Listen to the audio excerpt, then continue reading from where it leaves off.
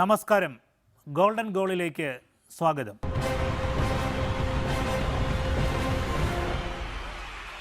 ബ്രസീലിലെ ഫുട്ബോൾ ആരാധകർ മുഴുവൻ വലിയ സന്തോഷത്തിലാണിപ്പോൾ. അവരുടെ ഒരു പ്രിയ താരം 9 വർഷത്തെ ഇരുണ്ട ജീവിതം അവസാനിപ്പിച്ച് മടങ്ങി വന്നിരിക്കുകയാണ്.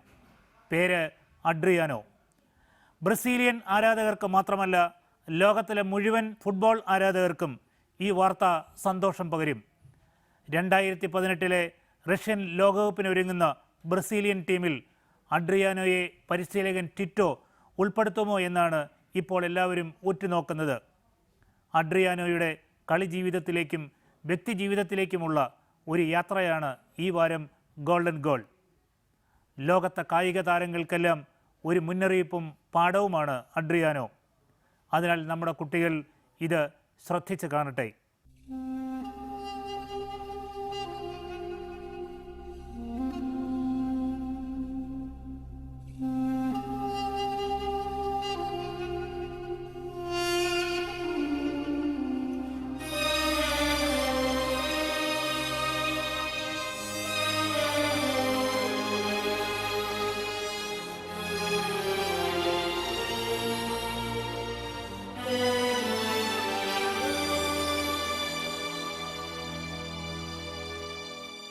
അഡ്രിയാനോയെ നിങ്ങൾ ഓർമ്മിക്കുന്നുണ്ടാകും. ബ്രസീൽ ജന്മം നൽകിയ ഇതിഹാസ താരങ്ങളിലൊരാളാണ് അയാൾ. മുഴുവൻ പേര് അഡ്രിയാനോ ലിയീറ്റി റിബേറിയോ എന്നാണ്. ഇപ്പോൾ പ്രായം 35. ഇനി ഒരു ലോകകപ്പ് കൂടി കളിക്കുവാനുള്ള ബാല്യം അയാളിൽ അവശേഷിക്കുന്നുണ്ട്. കഴിഞ്ഞ ഏതാനും വർഷങ്ങളായി അഡ്രിയാനോ കളിക്കളത്തിലുണ്ടായിരുന്നില്ല. ഏറ്റവും ഒടുവിൽ വന്നൊരു മാധ്യമ റിപ്പോർട്ട് വിശ്വസിക്കാമെങ്കിൽ ആരാധകർക്ക് വീണ്ടും അഡ്രിയാനോയുടെ അതുല്യ പ്രതിഭാവിലാസം കാണുവാനുള്ള ഭാഗ്യമുണ്ടായേക്കും. അയാൾ തിരിച്ചുവരവിന്റെ പാതയിലാണിപ്പോൾ. ബ്രസീൽ പരിശീലകനായ ടിറ്റി ലോകകപ്പ് ടീമിലേക്ക് അഡ്രിയാനോയെ പരിഗണിച്ചേക്കുമെന്നാണ് ഒടുവിലത്തെ റിപ്പോർട്ടുകൾ. അങ്ങനെ സംഭവിച്ചാൽ ബ്രസീലുകാർ മാത്രമല്ല, ലോകത്തെ മുഴുവൻ കളിയാരാധകരും ഹൃദയം കൊണ്ടായിരിക്കും ആ തീരുമാനത്തെ സ്വാഗതം ചെയ്യുക. ലോകകപ്പുമായി ബന്ധപ്പെട്ട് ബ്രസീലുകാർ ഇപ്പോൾ ചൂടോടെ ചർച്ച ചെയ്യുന്നൊരു വിഷയം കൂടിയാണിത്.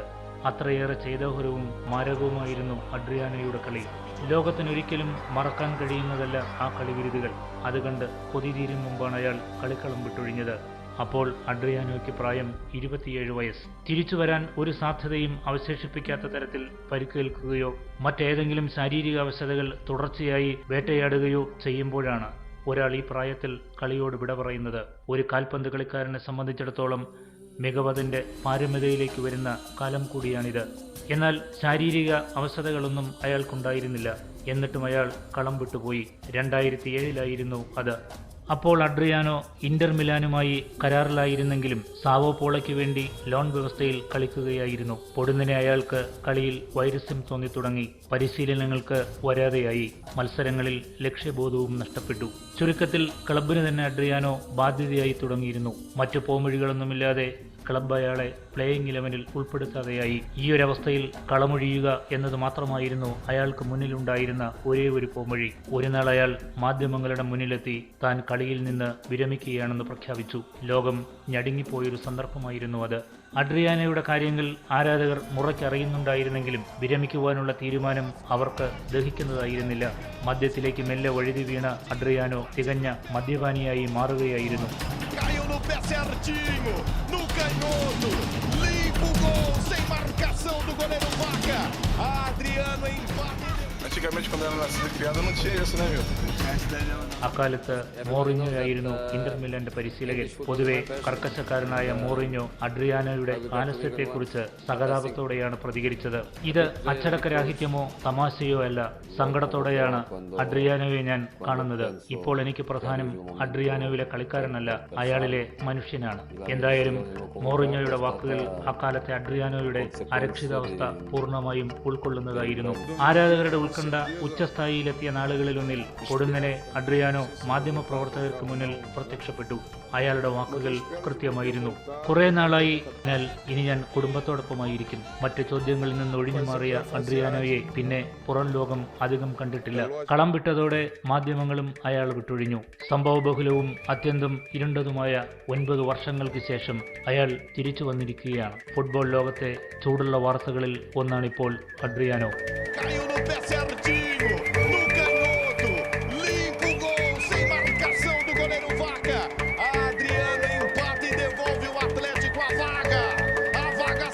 ഒരു ചോദ്യമേ ഇനി അവശേഷിക്കുന്നുള്ളൂ. അഡ്രിയാനോ ബ്രസീൽ ടീമിൽ ഉണ്ടാകുമോ എന്നത്. ഉണ്ടാകുമെന്ന് തന്നെ വിശ്വസിക്കാം.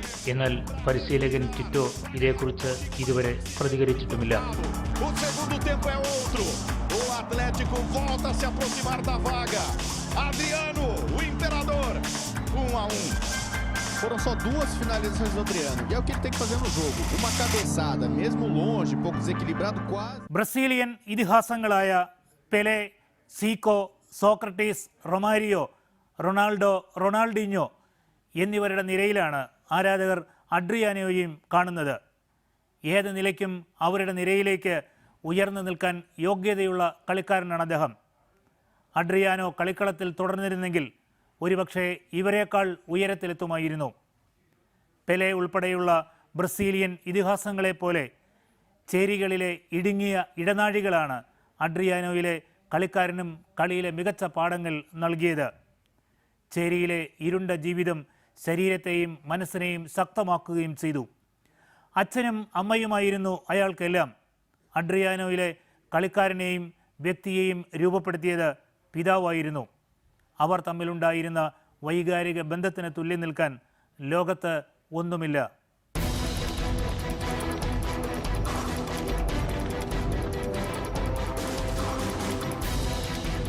ബ്രസീലിലെ പ്രധാന പട്ടണങ്ങളിലൊന്നായ റിയോ ഡി ജനീറോയിൽ നിന്ന് 70 കിലോമീറ്റർ അകലെയുള്ള കുപ്രസിദ്ധമായ ചേരി പ്രദേശമാണ് ഫേവിലസ്. അവിടെയാണ് അഡ്രിയാനോ ജനിച്ചത്. പട്ടിണിയും ദാരിദ്ര്യവും രോഗങ്ങളും നിറഞ്ഞാടിയിരുന്ന ചേരിയായിരുന്നു അത്. അതിനപ്പുറത്ത് മയക്കുമരുന്നുകളുടെ ബൃഹത്തായ കച്ചവട കേന്ദ്രവുമായിരുന്നു ഫേവിലസ്. അതിന്റെ ഭാഗമായ ക്രിമിനൽ പ്രവർത്തനങ്ങളും സജീവമായിരുന്നു അവിടെ.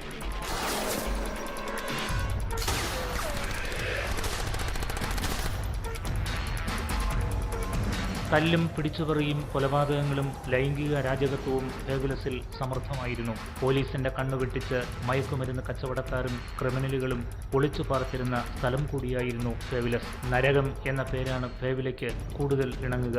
സമീപത്തുള്ള വില്ല ക്രുസേരിയോ എന്ന മറ്റൊരു ചേരിയിൽ നിന്നാണ് ഫേവിലസിലേക്ക് അഡ്രിയാനോയുടെ കുടുംബം താമസം മാറ്റിയത്.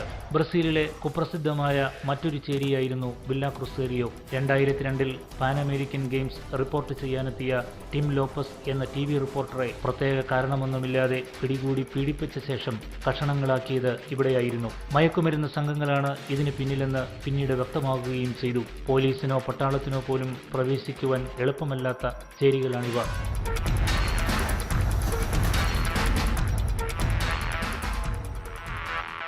ലോകത്തിലെ എല്ലാ കുറ്റകൃത്യങ്ങളും ഇവിടെ ഒന്നുചേരുന്നു. ഫേവിലസ് പോലെയും വില്ല ക്രുസേരിയെ പോലെയും ധാരാളം ചേരികൾ ബ്രസീലിലുണ്ട്. ബ്രസീൽ ജനസംഖ്യയിലെ 8% പേർ ഇത്തരം ചേരികളിലാണ് താമസിക്കുന്നത്. പെലെ മുതൽ നെയ്മർ വരെയുള്ള താരങ്ങൾ ഈ ചേരികളുടെ മക്കളാണെന്ന കാര്യവും ഇവിടെ ഓർക്കാം. നിലവിളികൾക്കും ചാലിട്ടൊഴുകുന്ന ചോരയ്ക്കും കണ്ണീരിനും നടുവിൽ കുട്ടികൾ പന്തുതട്ടി. ഇടുങ്ങിയതും പരിക്കനുമായ തെരുവുകൾ അവരുടെ പ്രതിഭയുടെ മൂർച്ച വർദ്ധിപ്പിച്ചു. ജീവിത സാഹചര്യങ്ങൾ എന്തിനേയും നേരിടുവാനുള്ള കരുത്തും അവർക്ക് പ്രദാനം ചെയ്തു. ബ്രസീലിയൻ കളിക്കാർ അവരുടെ പാദങ്ങൾ കൊണ്ട് കളിക്കളങ്ങളിൽ തീർക്കുന്ന വിസ്മയങ്ങൾ ഈ ഇടുങ്ങിയ തെരുവുകളുടെ സംഭാവനയാണെന്ന് ഓർക്കണം. മറ്റൊന്ന് സംഘർഷാത്മകമായ കളിക്കളങ്ങളിലും ചുണ്ടിൽ സൂക്ഷിക്കുന്ന ഹൃദ്യമായ മന്ദഹാസമാണ്. ജീവിതത്തിന്റെ മുഴുവൻ വേദനകളും ക്ഷമയോടെ സ്വീകരിച്ച് ശീലിച്ചതിന്റെ ശേഷിപ്പാണത്. ഈ രണ്ടുമാണ് ഒരുപക്ഷെ ബ്രസീലിയൻ കളിക്കാരെ മറ്റു കളിക്കാരിൽ നിന്ന് വേറിട്ട് നിർത്തുന്നത്. ഒപ്പം ലോകത്തിനവർ പ്രിയങ്കരായി മാറുന്നതും അതുകൊണ്ട് തന്നെ.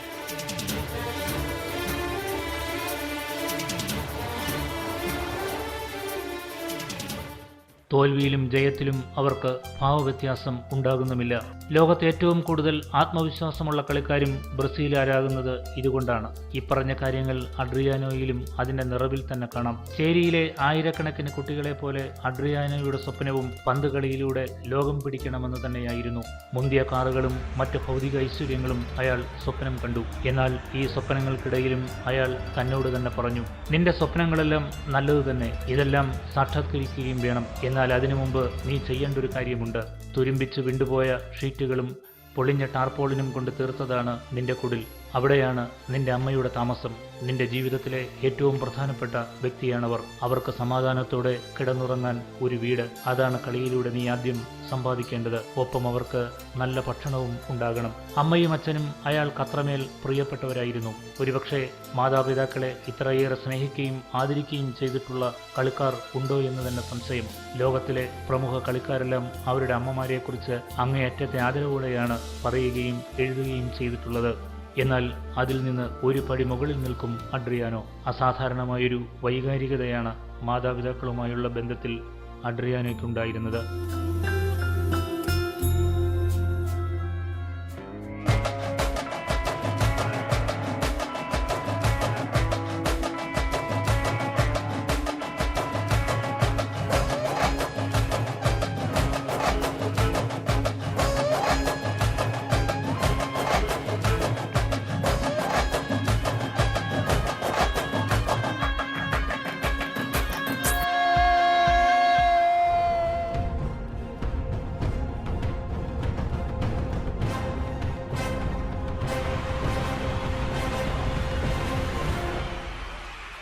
നമസ്കാരം.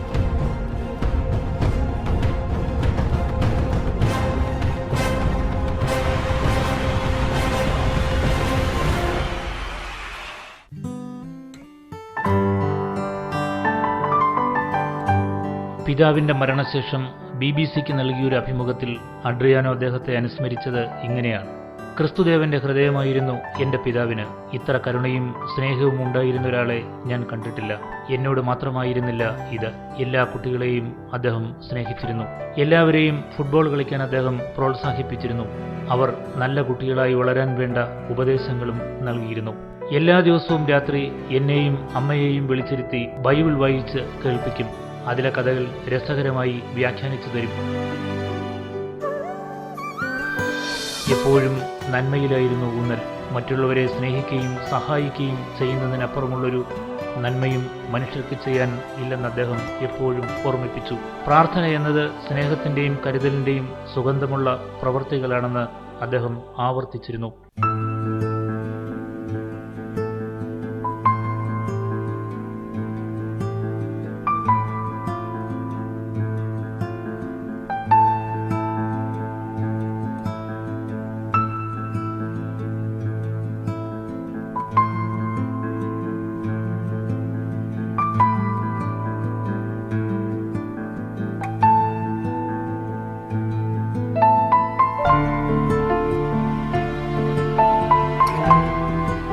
ആ വാക്കുകൾക്കനുസരിച്ചാണ് ഞാൻ എൻ്റെ ജീവിതത്തെ ചിട്ടപ്പെടുത്തിയതും. പക്ഷേ ഞാൻ വീണുപോയി. പിതാവിൻ്റെ വാക്കുകളെ ഞാൻ തെറ്റിച്ചു.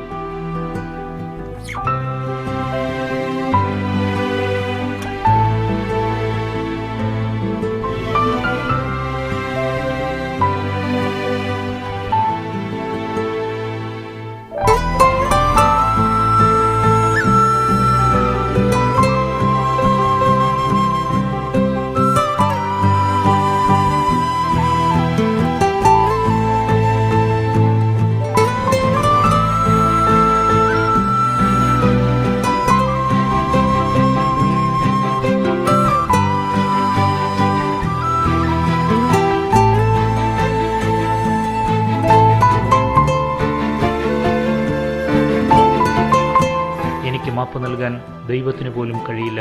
അഭിമുഖത്തിനിടയിൽ അദ്ദേഹം പൊട്ടിക്കരയുകയും ചെയ്തു.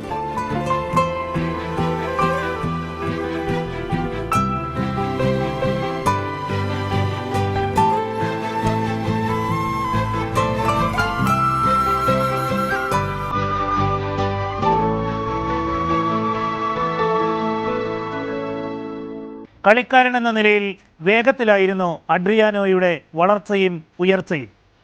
ഇറ്റലിയിലെ ഇന്റർ മിലാനിൽ കളിക്കുമ്പോൾ ചക്രവർത്തി എന്നാണ് ആരാധകർ അദ്ദേഹത്തെ വിശേഷിപ്പിച്ചിരുന്നത്. വേഗവും അതുല്യമായ ഡ്രിബിളിംഗ് മികവും ഇടംകാലിൻ്റെ മാരകമായ പ്രഹരശേഷിയും വിഷനുമായി അയാൾ ലോകം കീഴടക്കുകയായിരുന്നു. അപ്പോഴാണ് പിതാവ് ആകസ്മികമായി മരിക്കുന്നത്.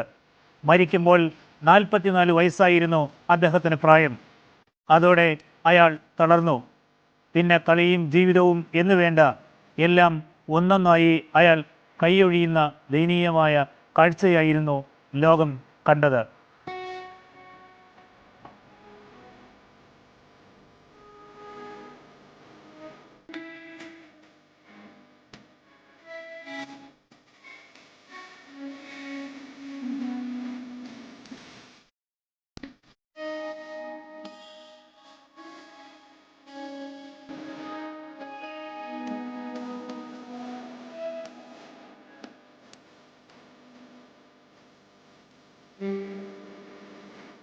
പ്രാദേശിക തലത്തിൽ ശ്രദ്ധിക്കപ്പെട്ടു തുടങ്ങിയ അഡ്രിയാനോ 15-ാമത്തെ വയസ്സിൽ ബ്രസീലിയൻ ക്ലബ്ബായ ഫ്ലെമിംഗോയിലെത്തി.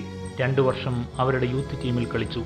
6 അടി 3 ഇഞ്ച് ഉയരവും അസാധാരണമായ കായികശേഷിയും മറ്റ് കളിക്കാരിൽ നിന്ന് അയാളെ വേർതിരിച്ചിരുന്നു. മറ്റൊന്ന് ഇടങ്കാലിൻ്റെ പിഴയ്ക്കാത്ത പ്രകടനശേഷിയായിരുന്നു. 17-ാം വയസ്സിൽ അയാൾ ഫ്ലെമിംഗോയുടെ സീനിയർ ടീമിലെത്തി. 19 മത്സരങ്ങളിൽ നിന്ന് 7 ഗോളും നേടി. 2001-ൽ ബ്രസീലിലെ മറ്റൊരു ടീമായ ഇന്റർനാഷണലിൽ ചേർന്നു. അവിടെ 8 മത്സരങ്ങൾ കളിച്ചു. തുടർന്ന് ലോൺ വ്യവസ്ഥയിൽ ഫിയന്റോനയിൽ എത്തി. അവിടെ 15 മത്സരങ്ങൾ കളിച്ചു, 6 ഗോളും നേടി. ഇതോടെ അഡ്രിയാനോ ഇറ്റാലിയൻ ജയന്റുകളായ ഇന്റർ മിലാന്റെ ശ്രദ്ധയിൽപ്പെട്ടു. അങ്ങനെ അഡ്രിയാനോ ഇറ്റലിയിലെത്തി. അപ്പോൾ അയാൾക്ക് പ്രായം 19 വയസ്സായിരുന്നു. അവിടെ നിന്ന് ലോൺ വ്യവസ്ഥയിൽ പാർമയിലെത്തി. ഇതോടെയാണ് അഡ്രിയാനോ ലോക ശ്രദ്ധയിലേക്ക് വരുന്നത്. അവിടെ തകർപ്പൻ പ്രകടനമായിരുന്നു അഡ്രിയാനോയുടേത്. 6 അടി 3 ഇഞ്ച് ഉയരവും അസാധാരണമായ ശാരീരിക ശേഷിയും ഇടങ്കാലിന്റെ കൃത്യതയും വെടിയുണ്ടയുടെ വേഗവും അത്ഭുതകരമായ ഫിനിഷിംഗും അയാളെ ചക്രവർത്തി എന്ന വിശേഷണത്തിന് അർഹനാക്കി. ഈ പേരിലായിരുന്നു അക്കാലത്ത് ഇറ്റലിയിൽ മാധ്യമങ്ങൾ അഡ്രിയാനോയെ വാഴ്ത്തിയത്. 37 മത്സരങ്ങളാണ് പാർമയ്ക്കു വേണ്ടി കളിച്ചത്. 23 ഗോളും നേടി. 2004-ൽ അയാളെ ഇന്റർ മിലാൻ തിരിച്ചു വിളിച്ചു.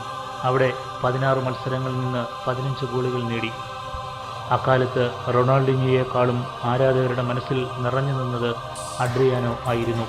ഫോമിന്റെ പാരമ്യത്തിലായിരുന്നു അപ്പോൾ അഡ്രിയാനോ. 2004-ലെ കോപ്പ അമേരിക്ക ടൂർണമെന്റിൽ അയാൾ ദേശീയ ടീമിലെത്തി. 7 ഗോളുകളോടെ ടൂർണമെന്റിൽ അഡ്രിയാനോ ടോപ്പ് സ്കോററുമായി. മികച്ച താരവും അഡ്രിയാനോ തന്നെയായിരുന്നു. കളിക്കാരൻ എന്ന നിലയിൽ അഡ്രിയാനോ ലോകത്തോളം വളർന്ന കാലമായിരുന്നു അത്. Caiu no pé certinho, no canhoto, limpa o gol, sem marcação do goleiro Vaca. Adriano empata e devolve o Atlético a vaga. A vaga sim é do Atlético. Capricha o Atlético Paranaense praticamente na última bola do primeiro tempo. Pra respirar, pra ganhar um pouquinho mais de oxigênio no intervalo. O segundo tempo é outro. O Atlético volta a se aproximar da vaga. Adriano, o imperador, 1-1. Foram só 2 finalizações do Adriano, e é o que ele tem que fazer no jogo. Uma cabeçada, mesmo longe, pouco desequilibrado, quase ele empata o jogo. E agora com um oportunismo bem colocado, bola bem cruzada, a grande participação do Marcelo, o Adriano faz história, faz seu primeiro gol na Libertadores. Uma bola do primeiro tempo, pra respirar, pra ganhar um pouquinho mais de oxigênio no intervalo. O segundo tempo é outro. O Atlético volta a se aproximar da vaga. Adriano, o imperador, 1-1. Foram só 2 finalizações. എന്നാൽ ഇതേ വർഷം തന്നെയാണ് അയാളുടെ തകർച്ചയും ആരംഭിക്കുന്നത്. 2004-ൽ അഡ്രിയാനോയുടെ പിതാവ് അൽമീർ ഹൃദയാഘാതത്തെ തുടർന്ന് മരിക്കുന്നത് ഇതേ വർഷമായിരുന്നു. പിതാവിന്റെ യാദൃച്ഛിക മരണം അയാളെ തീർത്തും തളർത്തി. അച്ഛനും മകനും തമ്മിലുള്ള ബന്ധം അത്രയേറെ ആഴത്തിലുള്ളതായിരുന്നു. അഡ്രിയാനോയിലെ കളിക്കാരനെ കണ്ടെത്തിയതും വളർത്തിയതും പിതാവായിരുന്നു. മകൻ കളിക്കാൻ പോകുന്നിടത്തെല്ലാം പിതാവും പോകുമായിരുന്നു. കളി തുടങ്ങുന്നതിന് മുമ്പ് ഗ്യാലറിയിലിരിക്കുന്ന പിതാവിന്റെ മുഖം കണ്ടാൽ തന്റെ കാലുകളിൽ പുതിയ വേഗങ്ങൾ സൃഷ്ടിക്കപ്പെടുമെന്ന് അഡ്രിയാനോ പലതവണ പറഞ്ഞിട്ടുണ്ട്. പൊടുന്നനെയുള്ള പിതാവിന്റെ മരണം അയാളെ തീർത്തും തളർത്തി. അതോടെ അയാൾ മെല്ലെ വിഷാദ രോഗത്തിലേക്ക് വീഴുകയും ചെയ്തു. പിതാവിന്റെ മരണം വരെ വ്യക്തിജീവിതത്തിലും കളിജീവിതത്തിലും അങ്ങേയറ്റത്തെ അച്ചടക്കം പാലിച്ചവനായിരുന്നു അഡ്രിയാനോ. ആരും ഒരു പരാതിയും അയാളെക്കുറിച്ച് പറഞ്ഞു കേട്ടിട്ടുമില്ല. ഒടുങ്ങനെ എല്ലാം താളം തെറ്റി. പരിശീലനത്തിൽ കൃത്യത പാലിക്കാതെയായി. അപ്പോഴേക്കും മദ്യപാനവും കൂട്ടിനെത്തി. പതുക്കെ അയാൾ കളിയിൽ നിന്ന് തന്നെ ബഹിഷ്കൃതനായി. മദ്യപാനം അയാളുടെ സമനില തെറ്റിച്ചു. നൈറ്റ് ക്ലബ്ബുകളായി അയാളുടെ താവളം. ആയിടയ്ക്ക് അയാൾ കാറിൽ ഇരുന്നു കൊണ്ട് പ്രകോപനമൊന്നുമില്ലാതെ ഒരു സ്ത്രീയെ വെടിവെച്ചു. ബൈക്കിൽ കൂട്ടുകാരുമായി കറങ്ങി നഗരത്തിൽ ട്രാഫിക് കുരുക്കുകൾ സൃഷ്ടിച്ചു. മയക്കുമരുന്ന് സംഘങ്ങളുമായുള്ള ചില അവിഹിത ബന്ധങ്ങളും ഇതിനിടയിൽ വാർത്തകളിൽ നിറഞ്ഞു. അതോടെ എല്ലാം അസ്തമിച്ചു. അപ്പോൾ അഡ്രിയാനോ ബ്രസീൽ ടീം ഇന്റർനാഷണലിന്റെ കളിക്കാരനായിരുന്നു. അവിടെ 116 മത്സരങ്ങളിൽ നിന്ന് 47 ഗോളും നേടി. പിന്നെ ഫ്ലെമിംഗോയിലും പാർമയിലും കൊറിന്ത്യൻസിലും കളിച്ചെങ്കിലും കളിക്കാരനെന്ന നിലയിൽ ഗ്രാഫ് താഴേക്ക് പോവുകയായിരുന്നു. ദേശീയ ടീമിലെ സ്ഥിരതയും നഷ്ടപ്പെട്ടിരുന്നു. 2000 മുതൽ 2010 വരെ 48 മത്സരങ്ങൾ മാത്രമേ ദേശീയ ടീമിന് വേണ്ടി അദ്ദേഹം കളിച്ചിട്ടുള്ളൂ. 48 ഗോളുകൾ മാത്രമായിരുന്നു ആകെ സംഭാവന. കഴിഞ്ഞ 5 വർഷമായി അയാൾക്ക് നാട്ടിൽ കാര്യമായ പരിഗണന കിട്ടിയിട്ടുമില്ല. ഇപ്പോൾ അമേരിക്കയിലെ ഫ്ലോറിഡയിലുള്ള മിയാമി യുണൈറ്റഡ് FC-യിലൂടെ തിരിച്ചുവരവിന് ഒരുങ്ങുകയാണ് അയാൾ. ഇടയ്ക്ക് ശരീരഭാരം വർദ്ധിച്ചിരുന്നെങ്കിലും പഴയ രീതിയിലേക്ക് അത് തിരിച്ചെത്തിക്കഴിഞ്ഞു. ചിട്ടയായ പരിശീലനത്തിനും അയാൾ എത്തുന്നുണ്ട്. പഴയ ദുശീലങ്ങളെല്ലാം കൈയൊഴിഞ്ഞിരിക്കുന്നു.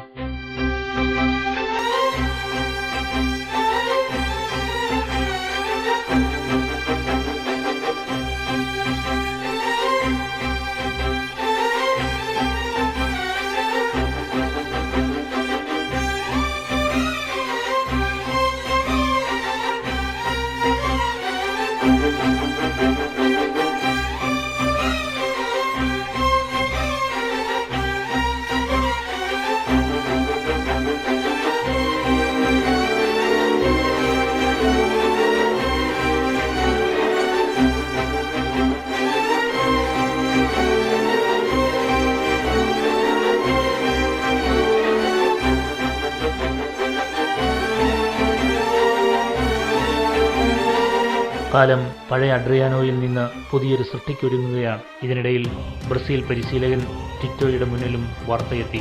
അദ്ദേഹം ഇപ്പോൾ അഡ്രിയാനോയെ ശ്രദ്ധിക്കുന്നുണ്ട്. ഒരുപക്ഷെ ദേശീയ ടീമിലേക്ക് വഴിതെളിഞ്ഞേക്കും. ആരാധകരുടെ ആ സ്വപ്നം ഫലിക്കുകയാണെങ്കിൽ ഒരുപക്ഷെ അടുത്ത ലോകകപ്പിലെ താരവും അഡ്രിയാനോയായിരിക്കാം. ഇപ്പോൾ ബ്രസീൽ ദേശീയ ടീമിലുള്ള Dani Alves, Miranda, Thiago Silva, Thiago Sousa എന്നിവർ അഡ്രിയാനോയെ പോലെ 35 വയസ്സിലേക്ക് കടന്നവരാണ്. പല ഘട്ടങ്ങളിലും അദ്ദേഹത്തോടൊപ്പം കളിച്ചിട്ടുള്ളവരുമാണ്. അതിനേക്കാൾ പ്രധാനം അഡ്രിയാനോയോളം പോന്ന സ്ട്രൈക്കർമാർ ഇപ്പോൾ ടീമിലില്ല എന്നുള്ളതാണ്. മുന്നേറ്റ നിലയിൽ നെയ്മർക്കൊപ്പം അഡ്രിയാനോയും ചേർന്നാൽ ആ കോമ്പിനേഷന് വേണ്ടി കാത്തിരിക്കുകയാണ് ലോകം. ചിലപ്പോൾ ഇതൊരു സ്വപ്നമാകാം, എങ്കിലും എത്ര മനോഹരമായ സ്വപ്നം. അതിവൈകാരികതയാണ് ബ്രസീലിയൻ കളിക്കാരുടെ ഗുണവും ദോഷവും. അഡ്രിയാനോയിലത് ദോഷമായപ്പോഴാണ് അയാൾ വീണുപോയത്. ശരീരം ദൃഢമാകുന്നതിനൊപ്പം കായിക താരത്തിൻ്റെ മനസ്സും ദൃഢമാകണമെന്ന സന്ദേശമാണ് അഡ്രിയാനോയുടെ ജീവിതം. നമ്മുടെ കുട്ടികൾ ഇക്കാര്യം മനസ്സിൽ സൂക്ഷിക്കട്ടെ.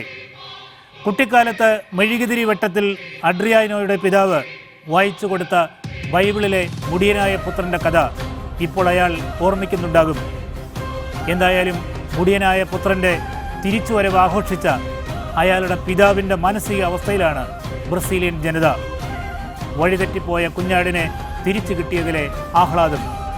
ക്രിസ്തുദേവൻ ഓർമ്മിപ്പിച്ചതുപോലെ കുറ്റക്കാരനെയല്ല, കുറ്റത്തെയാണ് നാം വെറുക്കേണ്ടത്. അഡ്രിയാനോയെ ദേശീയ ടീമിൽ ഉൾപ്പെടുത്തുകയോ ഒഴിവാക്കുകയോ ചെയ്യാം. നമുക്ക് പ്രധാനം ഇരുട്ടിൻ്റെ ലോകത്തു നിന്നൊരാൾ വെളിച്ചത്തിൻ്റെ ലോകത്തേക്ക് മടങ്ങിയെത്തിയിരിക്കുന്നു എന്നുള്ളതാണ്. അതിൽ ലോകത്തെ മുഴുവൻ കളി ആരാധകർക്കൊപ്പം ഗോൾഡൻ ഗോളും സന്തോഷിക്കുന്നു.